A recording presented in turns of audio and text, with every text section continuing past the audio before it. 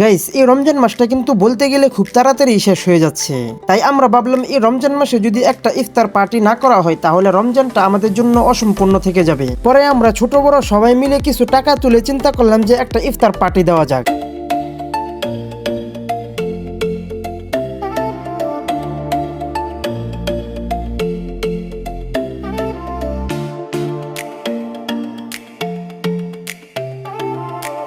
তো এখন আমরা ইফতারের কেনাকাটা করতে সরাসরি আমরা সবাই মিলে চলে আসলাম বাজারে। তো আপনারা সাথেই থাকুন এবং দেখতে থাকুন।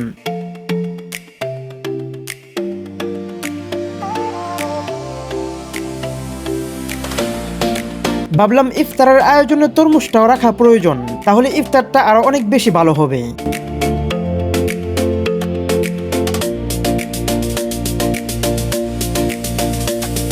তো এই তরমুজ কেনার জন্য আমরা অনেক দোকান ঘোরাঘুরি করতেছি, কিন্তু কোনো জায়গাতে দাম মিলছে না। এক এক জায়গাতে এক এক রকমের দাম।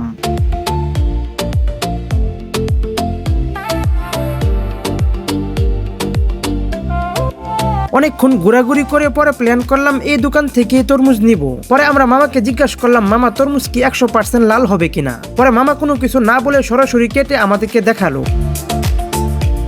তরমুজটা দেখতে 100% লালই দেখা যাচ্ছে, কিন্তু এটা মিষ্টি লাগবে কিনা একমাত্র আল্লাহই জানেন।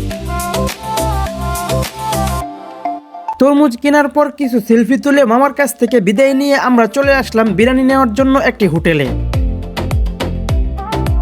তো ভাবছিলাম আমরা বিরিয়ানি নিজেরাই রান্না করব, কিন্তু আমাদের এখানে কেউ ভালোভাবে বিরিয়ানি রান্না করতে পারে না। পরে বাধ্য হয়ে আমরা হোটেল থেকেই বিরিয়ানি নিলাম। তারপর হোটেল মামা আমাদের বলল বিরিয়ানিগুলো প্যাকেট করতে নাকি কিছুক্ষণ সময় লাগবে। পরে আমরা হোটেলের ভিতর বসে সময় কাটানোর জন্য কিছু গল্পগুজব শুরু করলাম। তো ফাইনালি আমাদের বিরিয়ানিগুলো সুন্দরভাবে প্যাকেট হয়ে গেল। এখন আমরা যে জায়গাতে বসে ইফতারি করব সেখানে যাওয়ার জন্য রওনা দিলাম।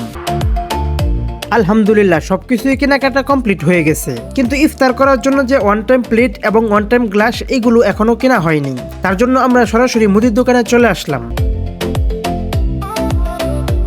যাক, বলতে বলতে আমাদের ইফতারগুলো প্রায় রেডি হয়ে গেছে, আরো কিছু কাজ বাকি আছে। তো আমাদের ইফতারগুলো সাজানো কেমন হয়েছে অবশ্যই জানাবেন।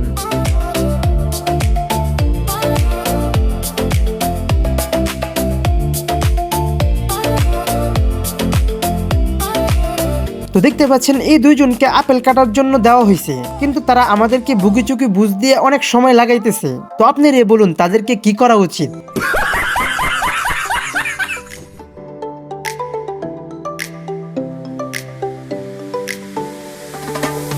মাই গড, সারা জীবন দেখছি আপেল কাটার আগে ধুইতে হয়, কিন্তু এখানে দেখতে পাচ্ছি পুরোই উল্টা। দেখতে পাচ্ছেন আপেল কাটার পর তারা ধুইতেছে। তো আপনি রে বলুন এরকমটা কি কখনো দেখছেন কিনা? भाई मारो मुझे, मारो मारो मुझे, मारो मारो।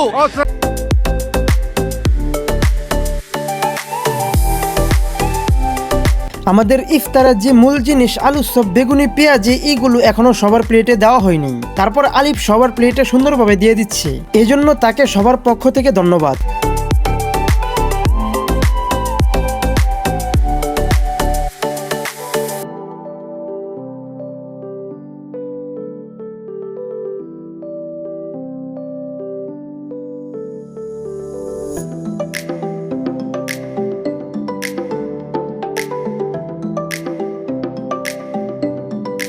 তো গাইস, সবাই বলতেছে তরমুজ দিয়ে নাকি শরবত বানাবে। পরে আমিও সবার সাথে একমত হলাম। তো এখন দেখার বিষয় হলো তরমুজ দিয়ে আসলেও তারা কি এমন শরবত তৈরি করে।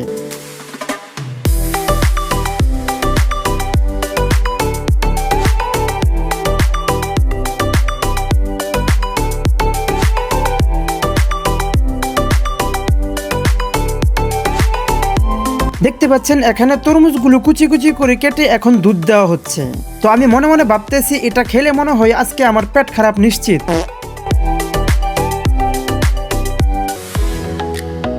শরবতটা আরো বেশি সুস্বাদু করার জন্য এখন আপেল কুচি কুচি করে দেওয়া হচ্ছে।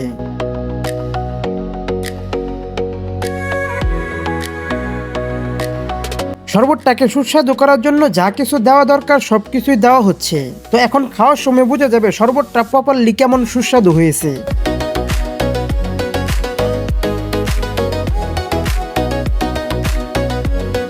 বলতে বলতে আমাদের ইফতারের সবকিছুই রেডি হয়ে গেছে। এখন আমরা ইফতারে যাদেরকে ইনভাইট করছি তারা এখন এক এক করে চলে আসতেছে। এখানে আবার কয়েকজন শরবত নিয়ে অনেক গবেষণা করতেছে, শরবতে আসলে কি কি দেওয়া হয়েছে।